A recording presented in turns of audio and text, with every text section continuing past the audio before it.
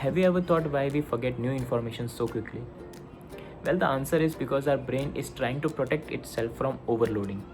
It constantly filtering out non-essentials to keep and save our mental energy.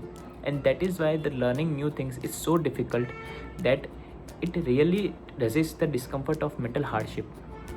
But is there a way to reduce this natural forgetfulness? Well, there is. And to understand, we have to firstly understand the Hermann Ebbinghaus natural curve. It states that it mathematically demonstrates that a single human loses roughly 50% of its mental information or new information within first hour, and in next 24 hours 70% of information is lost. It assesses that memory fades away purely due to the passage of time.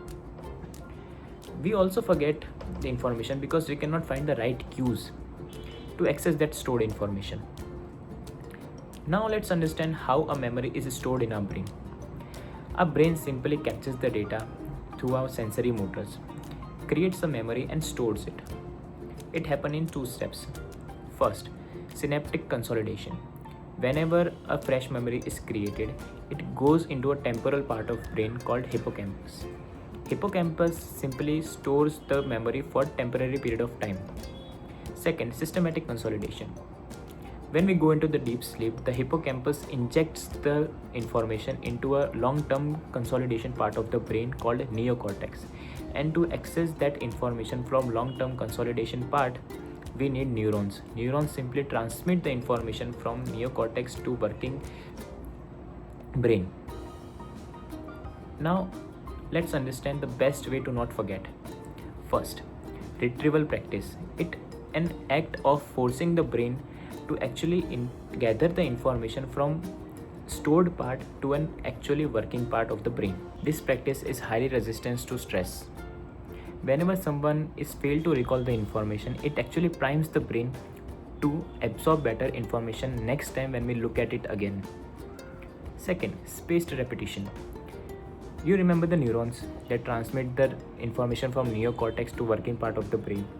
By repeating the information again and again, these neurons connectivity speed up over 300 km per hour from just 3 km per hour. By repeating again and again, a thick myelin sheet is covering up the neurons and making it a highway from just a pathway. Now, what's the best way to understand and to not forget? To use these both practices. First is retrieval practice and second is spaced repetition. Suppose you learn something, close the book, write about it on a single paper without again opening a book. Whether you fail or not doesn't matter, you just write whatever you remember. Second, open the book again and find out fault where you failed. Now understand that and you will absorb the information better. Second, do it in an interval. Suppose you learned something new today, do the first step. Second, again do it tomorrow, then after 3 days, after 7 days, and after 14 days, and keep on going. And by these steps you will remember the information throughout your life